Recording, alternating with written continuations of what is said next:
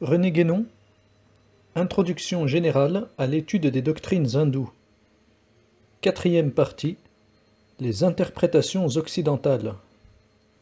Chapitre 2. La science des religions. Il est à propos de dire ici quelques mots concernant ce qu'on appelle la science des religions, entre guillemets, car ce dont il s'agit doit précisément son origine aux études indianistes. Ceci fait voir immédiatement que le mot de religion, entre guillemets, n'y est pas pris dans le sens exact que nous lui avons reconnu. En effet, Burnouf, qui semble être le premier à avoir donné sa dénomination à cette science, ou soi-disant telle, néglige de faire figurer la morale parmi les éléments constitutifs de la religion, qu'il réduit ainsi à deux, la doctrine et le rite.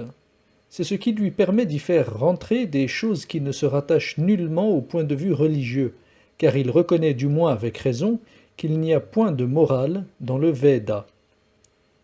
Telle est la confusion fondamentale qui se trouve au point de départ de la science des religions, entre guillemets, qui prétend réunir sous ce même nom toutes les doctrines traditionnelles, de quelque nature qu'elles soient en réalité. Mais bien d'autres confusions sont encore venues s'ajouter à celle-là, surtout depuis que l'érudition la plus récente a introduit dans ce domaine son redoutable appareil d'exégèse, de critique des textes, entre guillemets, et d'hypercritique, entre guillemets, plus propre à impressionner les naïfs qu'à conduire à des conclusions sérieuses. La prétendue science des religions, entre guillemets, repose tout entière sur quelques postulats qui sont autant d'idées préconçues.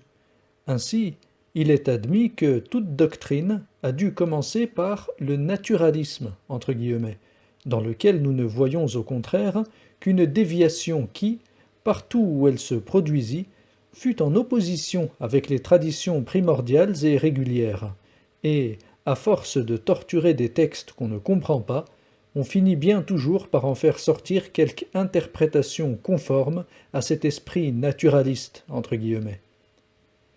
C'est ainsi que fut élaborée toute la théorie des mythes, entre guillemets, et notamment celle du mythe solaire, entre guillemets, le plus fameux de tous, dont un des principaux propagateurs fut Max Müller, que nous avons déjà eu l'occasion de citer à plusieurs reprises, parce qu'il est très représentatif de la mentalité des orientalistes. Cette théorie du mythe solaire, entre guillemets, n'est pas autre chose que la théorie astro-mythologique émise et soutenue en France vers la fin du XVIIIe siècle par Dupuy et Volney. Note de bas de page. Dupuy, origine de tous les cultes. Volney, les ruines. Retour au texte. On sait l'application qui fut faite de cette conception au christianisme comme à toutes les autres doctrines, et nous avons déjà signalé la confusion qu'elle implique essentiellement. Dès qu'on remarque dans le symbolisme une correspondance avec certains phénomènes astronomiques, on s'empresse d'en conclure qu'il n'y a là qu'une représentation de ces phénomènes, alors qu'eux-mêmes, en réalité, sont des symboles de quelque chose qui est d'un tout autre ordre, et que la correspondance constatée n'est qu'une application de l'analogie qui relie harmoniquement tous les degrés de l'être.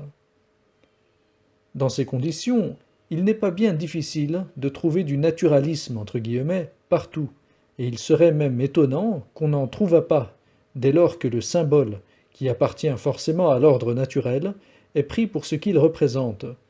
L'erreur est, au fond, la même que celle des nominalistes, entre guillemets, qui confondent l'idée avec le mot qui sert à l'exprimer. Et c'est ainsi que des érudits modernes, encouragés d'ailleurs par le préjugé qui les porte à s'imaginer toutes les civilisations comme bâties sur le type gréco-romain, fabriquent eux-mêmes les mythes, entre guillemets, par incompréhension des symboles, ce qui est la seule façon dont ils puissent prendre naissance. On doit comprendre pourquoi nous qualifions une étude de ce genre de prétendue science, entre guillemets, et pourquoi il nous est tout à fait impossible de la prendre au sérieux. Et il faut encore ajouter que, tout en affectant de se donner un air d'impartialité désintéressée, et en affichant même la sotte prétention de dominer toutes les doctrines, entre guillemets, ce qui dépasse la juste mesure en ce sens, cette science des religions, entre guillemets, est tout simplement, la plupart du temps, un vulgaire instrument de polémique entre les mains de gens dont l'intention véritable est de s'en servir contre la religion, entendue cette fois dans son sens propre et habituel. Note de bas de page. E.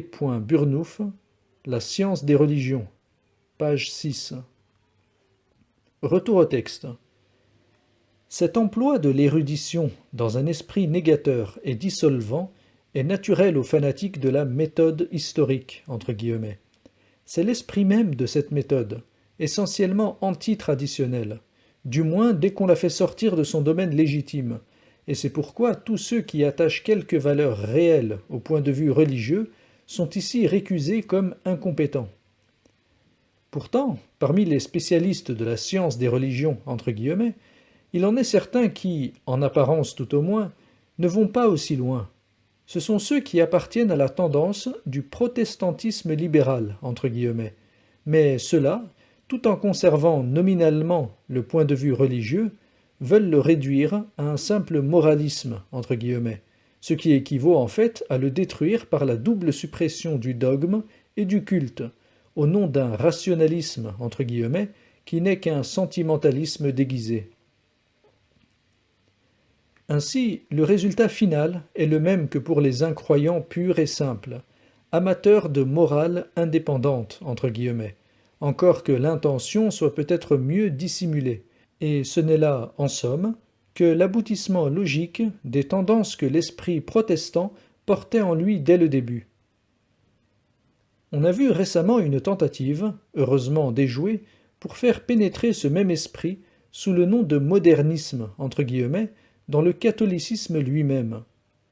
Ce mouvement se proposait de remplacer la religion par une vague religiosité, entre guillemets, c'est-à-dire par une aspiration sentimentale que la vie morale, entre guillemets, suffit à satisfaire, et qui, pour y parvenir, devait s'efforcer de détruire les dogmes en y appliquant la critique, entre guillemets, et en constituant une théorie de leur évolution, entre guillemets, c'est-à-dire toujours en se servant de cette même arme de guerre qu'est la science des religions, entre guillemets, qui n'a peut-être jamais eu d'autre raison d'être. Nous avons déjà dit que l'esprit évolutionniste, entre guillemets, est inhérent à la méthode historique, entre guillemets, et l'on peut en voir une application, parmi beaucoup d'autres, dans cette singulière théorie d'après laquelle les conceptions religieuses ou supposées religieuses auraient dû passer nécessairement par une série de phases successives, dont les principales portent communément les noms de fétichisme, de polythéisme et de monothéisme.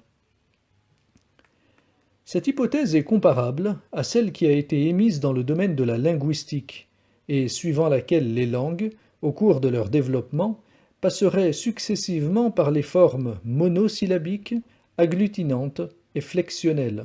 C'est là une supposition toute gratuite, qui n'est confirmée par aucun fait, et à laquelle les faits sont même nettement contraires, attendu qu'on n'a jamais pu découvrir le moindre indice du passage réel de l'une à l'autre de ces formes. Ce qu'on a pris pour 3 phases successives, en vertu d'une idée préconçue, ce sont tout simplement 3 types différents auxquels se rattachent respectivement les divers groupes linguistiques, chacun demeurant toujours dans le type auquel il appartient. On peut en dire tout autant d'une autre hypothèse d'ordre plus général, celle qu'Auguste Comte a formulée sous le nom de, ouvrons les guillemets, loi des 3 états, fermons les guillemets, et dans laquelle il transforme en états successifs des domaines différents de la pensée, qui peuvent toujours exister simultanément, mais entre lesquels il veut voir une incompatibilité, parce qu'il sait imaginer que toute connaissance possible avait exclusivement pour objet l'explication des phénomènes naturels, ce qui ne s'applique en réalité qu'à la seule connaissance scientifique. On voit que cette conception fantaisiste de Comte, qui, sans être proprement évolutionniste, entre guillemets, avait quelque chose du même esprit, est apparentée à l'hypothèse du naturalisme, entre guillemets, primitif, puisque les religions ne peuvent y être que des essais prématurés et provisoires, en même temps qu'une préparation indispensable de ce qui sera plus tard l'explication scientifique. Et, dans le développement même de la phase religieuse, Comte croit pouvoir établir précisément, comme autant de subdivisions, les 3 degrés fétichistes, polythéistes et monothéistes. Nous n'insisterons pas davantage sur l'exposé de cette conception, d'ailleurs assez généralement connue, mais nous avons cru bon de marquer la corrélation, trop souvent inaperçue, de points de vue divers, qui procèdent tous des mêmes tendances générales de l'esprit occidental moderne. Pour achever de montrer ce qu'il faut penser de ces 3 phases prétendues des conceptions religieuses, nous rappellerons d'abord ce que nous avons déjà dit précédemment, qu'il n'y eut jamais aucune doctrine essentiellement polythéiste, et que le polythéisme n'est, comme les mythes entre guillemets qui s'y rattachent assez étroitement, qu'une grossière déformation résultant d'une incompréhension profonde. Du reste, polythéisme et anthropomorphisme ne se sont vraiment généralisés que chez les Grecs et les Romains, et, partout ailleurs, ils sont restés dans le domaine des erreurs individuelles. Toute doctrine véritablement traditionnelle est donc en réalité monothéiste, ou plus exactement, elle est une doctrine de l'unité, entre guillemets, ou même de la non-dualité, entre guillemets, qui devient monothéisme quand on veut la traduire en mode religieux. Quant aux religions proprement dites, judaïsme, christianisme et islamisme, il est trop évident qu'elles sont purement monothéistes. Maintenant, pour ce qui est du fétichisme, ce mot, d'origine portugaise, signifie littéralement sorcellerie, entre guillemets. Ce qu'il désigne n'est donc point de la religion ou quelque chose de plus ou moins analogue, mais bien de la magie, et même de la sorte la plus inférieure. La magie n'est nullement une forme de religion, qu'on la suppose d'ailleurs primitive ou déviée, et elle n'est pas davantage, comme d'autres l'ont soutenu, quelque chose qui s'oppose foncièrement à la religion, une espèce de contre-religion entre guillemets, si l'on peut employer une telle expression. Enfin, elle n'est pas non plus ce dont serait sortie à la fois la religion et la science, suivant une troisième opinion qui n'est pas mieux fondée que les 2 précédentes. Toutes ces confusions montrent que ceux qui en parlent ne savent pas trop de quoi il s'agit. En réalité, la magie appartient au domaine de la science, et plus précisément de la science expérimentale. Elle concerne le maniement de certaines forces qui, dans l'Extrême-Orient, sont appelées influences errantes, entre guillemets, et dont les effets, si étranges qu'ils puissent paraître, n'en sont pas moins des phénomènes naturels ayant leurs lois comme tous les autres. Cette science est assurément susceptible d'une base traditionnelle, mais, alors même, elle n'a jamais que la valeur d'une application contingente et secondaire. Encore faut-il ajouter, pour être fixé sur son importance, qu'elle est généralement dédaignée des vrais détenteurs de la tradition, qui, sauf dans certains cas spéciaux et déterminés, l'abandonnent aux jongleurs errants qui en tirent profit en amusant la foule. Ces magiciens, comme on en rencontre fréquemment dans l'Inde, où on leur donne communément la dénomination arabe de faqir, c'est-à-dire pauvres, entre guillemets, ou mendiants, entre guillemets, sont des hommes que leur incapacité intellectuelle a arrêtés sur la voie d'une réalisation métaphysique.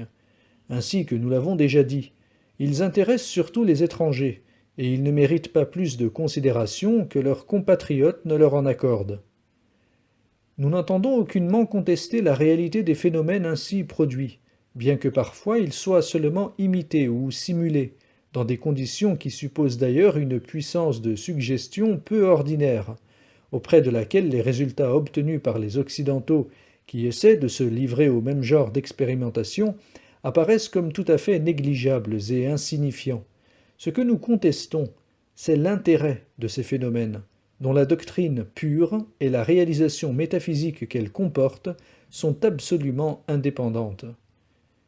C'est ici le lieu de rappeler que tout ce qui relève du domaine expérimental ne prouve jamais rien, à moins que ce ne soit négativement, et peut servir tout au plus à l'illustration d'une théorie. Un exemple n'est ni un argument, ni une explication, et rien n'est plus illogique que de faire dépendre un principe, même relatif, d'une de ses applications particulières. Si nous avons tenu à préciser ici la vraie nature de la magie, c'est qu'on fait jouer à celle-ci un rôle considérable dans une certaine conception de la science des religions, entre guillemets, qui est celle de ce qu'on appelle l'école sociologique, entre guillemets. Après avoir longtemps cherché surtout à donner une explication psychologique des phénomènes religieux, entre guillemets, on cherche plutôt maintenant, en effet, à en donner une explication sociologique. Et nous en avons déjà parlé à propos de la définition de la religion. À notre avis, ces deux points de vue sont aussi faux l'un que l'autre, et également incapables de rendre compte de ce qu'est véritablement la religion, et à plus forte raison, la tradition en général. Auguste Comte voulait comparer la mentalité des anciens à celle des enfants, ce qui était assez ridicule. Mais ce qui ne l'est pas moins, c'est que les sociologues actuels prétendent l'assimiler à celle des sauvages, qu'ils appellent des primitifs, entre guillemets, alors que nous les regardons au contraire comme des dégénérés. Si les sauvages avaient toujours été dans l'état inférieur où nous les voyons, on ne pourrait s'expliquer qu'il existe chez eux une multitude d'usages qu'eux-mêmes ne comprennent plus, et qui, étant très différents de ce qui se rencontre partout ailleurs, ce qui exclut l'hypothèse d'une importation étrangère, ne peuvent être considérés que comme des vestiges de civilisations disparues, civilisations qui ont dû être, dans une antiquité fort reculée, préhistorique même, celles de peuples dont ces sauvages actuels sont les descendants et les derniers débris. Nous signalons ceci pour rester sur le terrain des faits, et sans préjudice d'autres raisons plus profondes, qui sont encore plus décisives à nos yeux, mais qui seraient fort peu accessibles aux sociologues et autres observateurs entre guillemets analystes.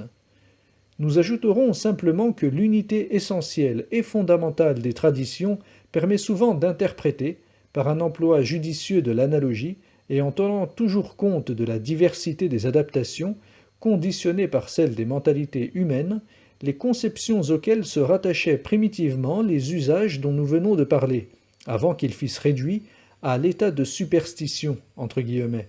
De la même façon, la même unité permet aussi de comprendre dans une large mesure les civilisations qui ne nous ont laissé que des monuments écrits ou figurés. C'est ce que nous indiquions dès le début, en parlant des services que la vraie connaissance de l'Orient pourrait rendre à tous ceux qui veulent étudier sérieusement l'Antiquité, et qui, cherchant à en tirer des enseignements valables, ne se contentent pas du point de vue tout extérieur et superficiel de la simple érudition.